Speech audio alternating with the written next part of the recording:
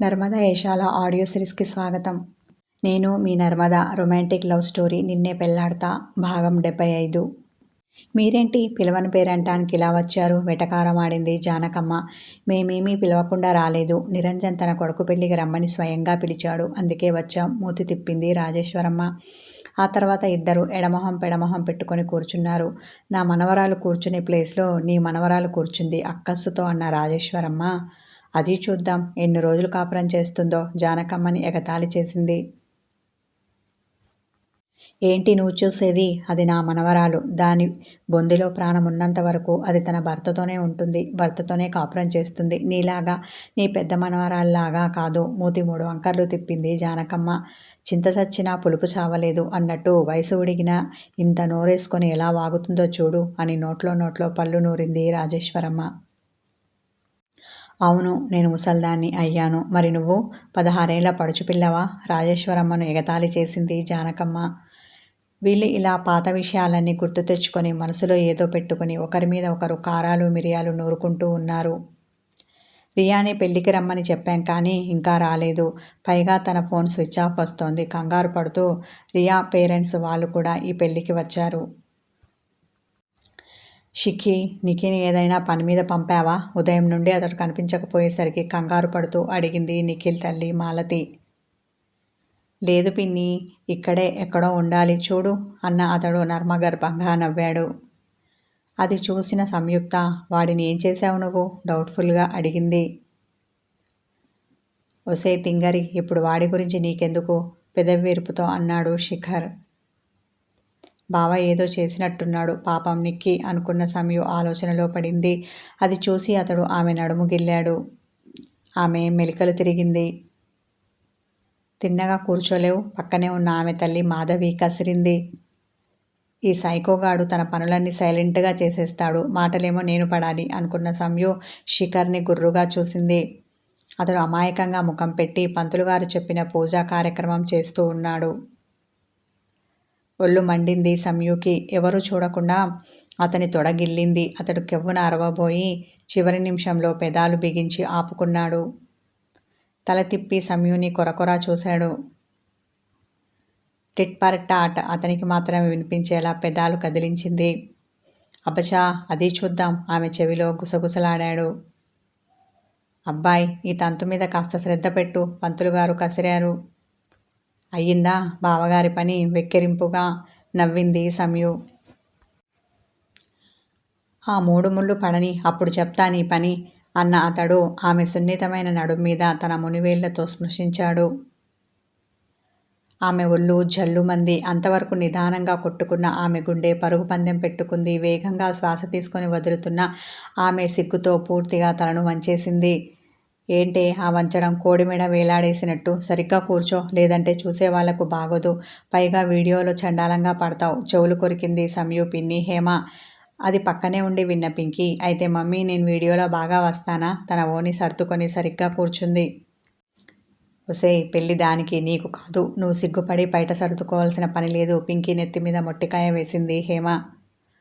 అలుకగా తన తల్లిని చూసి అక్కడి నుండి లేచి వెళ్ళి శిఖర్ పక్కన కూర్చుంది. బావా, నేను నీ పార్టీ అక్కతో కచ్చి అంది. తన తల్లి మీద అలుకను సంయుక్త మీద చూపించింది. అతడు సమాధానంగా తన కుడి చేతి బొటనవేలు ఎత్తి చూపించాడు ఆమెకి. ఇంతలో పంతులుగారు మాంగళ్యం తంతునానేమి అంటూ మంగళసూత్రం శిఖర్ చేతికిచ్చి సంయుక్త మెడలో కట్టమన్నాడు.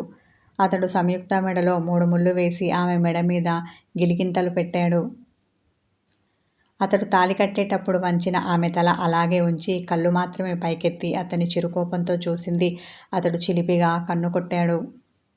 సరిగ్గా అదే సమయంలో రియా, నిఖిల్ వచ్చారు. అక్కడ మాంగళ్యధారణ జరగడం చూసి వాళ్ళు హతాశులయ్యారు. నిఖిల్ కోపంతో పళ్ళు నూరుకోగా రియా కళ్ళు ఎర్రబడ్డాయి. ఒరే, ఏమిట్రా ఈ అవతారం? మాసిన బట్టలును చింపిరి జుట్టును అని అతని దగ్గరకు వచ్చిన అతని తల్లి మాలతి నిఖిల్ని కసిరింది. అతడు ఆమెను చిరాగ్గా చూశాడు. అదేమీ ఆమె పట్టించుకోకుండా, ఇక్కడ పెళ్లి పెట్టుకుని ఇంతసేపు ఎక్కడ తగలడ్డావు? విసుక్కుంది. ఎక్కడో ఒకచోట తగలడ్డాను కానీ వెళ్ళి నీ పన్ను చూసుకో అసహనంతో అన్న అతడు ఫ్రెష్ అవ్వడానికి వెళ్ళాడు. పంతులుగారు చెప్పిన పనులన్నీ చేస్తూనే చూపులతో వలుపు బాణాలు విసురుకుంటూ మాటలతో పోట్లాడుతూ చేతి స్పర్శతో తమ ప్రేమను తెలుపుతూ పెళ్లితంతులో పాల్గొంటున్న ఆ జంటను చూసి తెల్లబోయింది రియా. నోరు కళ్ళు అలాగే తెరుచుకొని చూస్తూ నిలబడింది. అది గమనించిన రాజేశ్వరమ్మ రియా చెయ్యి పట్టుకొని లాగి తన పక్కన కూర్చోబెట్టుకుంది. ఏంటే ఈ అవతారం? పెళ్ళికి వచ్చేటప్పుడు కాస్త శుభ్రంగా రాలేవు? రియాని కసిరింది. జానకమ్మ ముందు ఆమె పరువు పోయినట్టు ఫీల్ అయింది. ఎంత అతడు నీకు దక్కకపోతే మాత్రం మరి ఇలా రావాలా? ఆమె చెవిలో గుసగుసలాడింది. బామా, ఇక మోస్తావా? అసలే ఒళ్ళు మండి ఉన్నాను. నన్ను అట్టే విసిగించకు. చిరాకు పడింది రియా.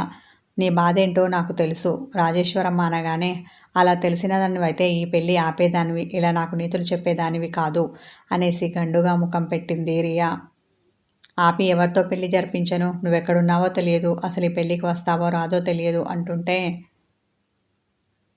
అబ్బో, నేను ఇక్కడ ఉండుంటే ఏదో దాంతో ఈ పెళ్ళి ఆపేసి నాతో చేసినట్టు మాట్లాడుతున్నావు. నీకంత సీన్ లేదని నాకు తెలుసు. శిఖర్ దక్కలేదన్న కోపం ఆమె మీద చూపించింది రియా. అసలే బాధలో ఉంది, ఇక ఎక్కువ మాట్లాడితే మరింత బాధపడుతుంది అనుకున్న రాజేశ్వరమ్మ, ఇల్లు అలకగానే పండగ అవుతుందా? పెళ్ళి కాగానే అది అతనికి ఇల్లాలు అవుతుందా అని ఇంకేదో అనబోయింది. అవునులే, శోభనమైనంత మాత్రాన పిల్లలు పుడతారా? నెక్స్ట్ అదేగా నువ్వు చెప్పబోయే డైలాగు. ఉక్రోషపడిన రియా చూపులతో కొట్టేలా రాజేశ్వరమ్మని చూసింది. అది కాదే, నేను చెప్పేది కాస్త విను. రాజేశ్వరమ్మ అంటుంటే, ఇక ఆపుతావా నీ సోది? విసుక్కుంది. అయినా ఆమె పట్టు వదలకుండా రియా చెవిలో ఏదో చెప్పింది. నిజమా బామ్మ? సంతోషంతో ఎగిరి గంతు వేసినంత పనిచేసింది రియా. అవునని కనురెప్పలు మూసి తెరిచింది రాజేశ్వరమ్మ. ఏమే బామ్మ, నాకు నమ్మకం లేదు. అంతలోనే రియా శాడ్గా ముఖం పెట్టింది.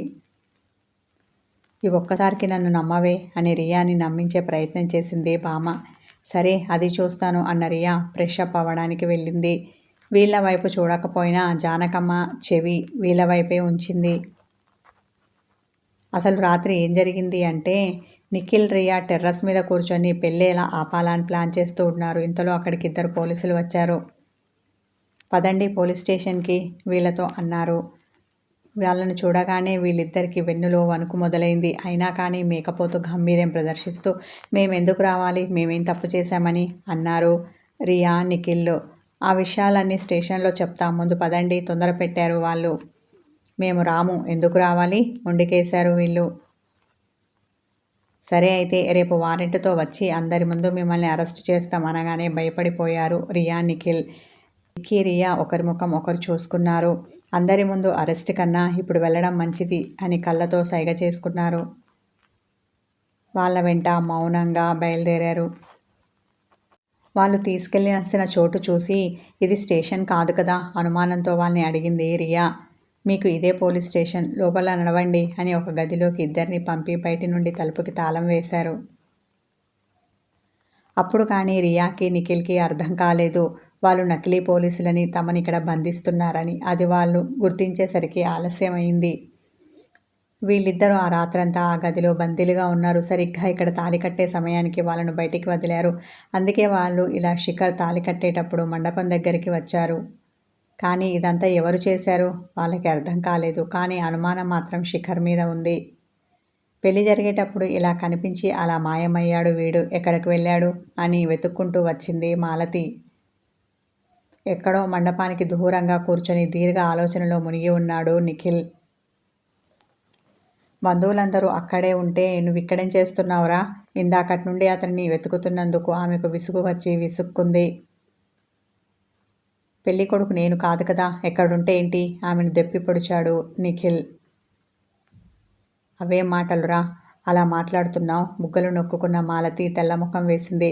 మరి ఇంకెలా మాట్లాడను? ఉక్రోషపడ్డాడు నిఖిల్.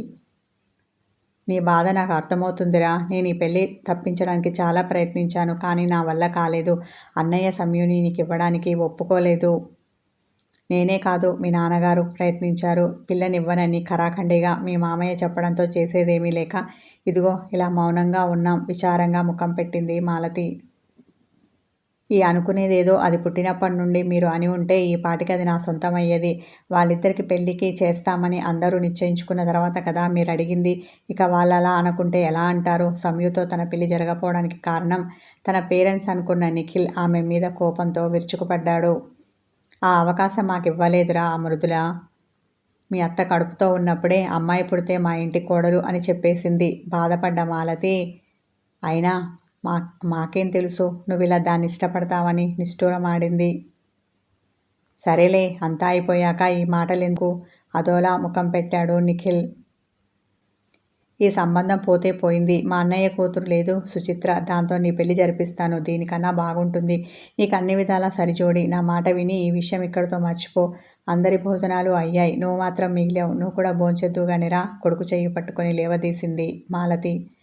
నాకు ఏ చిత్ర వద్దు. నేను ఇక లైఫ్ లాంగ్ ఇలాగే బ్రహ్మచారిగా ఉండిపోతాను. రోషంతో తన చెయ్యి వెనక్కి తీసుకున్నాడు నిఖిల్. అలా అంటే ఎలారా? సాడ్ అయింది మాలతి. అదంతే అనేసి అక్కడి నుండి విసవిసా నడుచుకుంటూ బయటికి వెళ్తుంటే శిఖర్ ఎదురుపడ్డాడు. నిఖిల్ గొంతులో గుటిక పడింది. సూటిగా చూడలేక తన చూపులు నేలవాల్చాడు. రాత్రి నిద్ర లేదు, ఉదయం నుండి ఫుడ్డు లేదు. నిఖిల్ ముఖమంతా పిక్కుపోయి ఉంది. అది చూసిన శిఖర్ వెళ్ళి భోంచేయ్ ఆర్డర్ వేశాడు.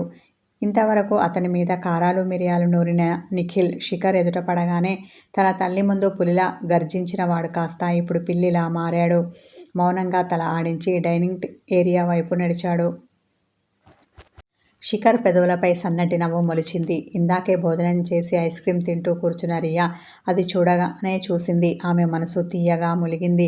అతడు అదే డైనింగ్ ఏరియాలో ఉన్న సంయుక్త దగ్గరికి వచ్చాడు. వాళ్ళిద్దరూ కలిసి ఇందాకే ఒకరికొకరు తినిపించుకొని తమ భోజనం పూర్తి చేశారు. అర్జెంట్ కాల్ వస్తే మాట్లాడడానికి శిఖర్ పక్కకు వెళ్ళగా సంయుక్త ఐస్ క్రీమ్ తింటూ తన ఫ్రెండ్స్తో మాట్లాడుతోంది.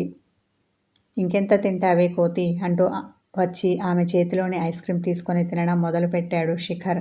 ఆమె అతన్ని గుర్రుగా చూసి ఇలా లాక్కొని తినడం ఏంటో కొండెంగలాగా అనేసి మూతి తిప్పింది.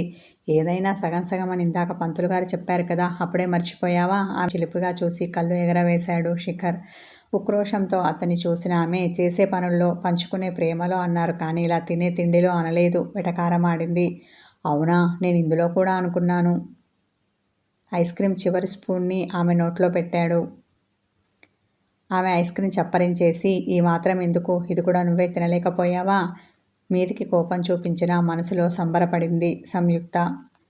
నువ్వు ఏడుస్తావని అన్న అతడు ఖాళీ అయిన కప్పుని పక్కన పడేసి తన చూపుడు వేలితో ఆమె పెదాలకు అంటుకున్న ఐస్ క్రీమ్ని తుడిచాడు. ఈ రొమాంటిక్ కథ కొనసాగుతుంది. హాయ్ వ్యూవర్స్, నా స్టోరీ వీడియోస్ని ముందుగా చూడాలి అనుకుంటే నా ఛానల్కి మెంబర్షిప్ తీసుకోండి. Thank you.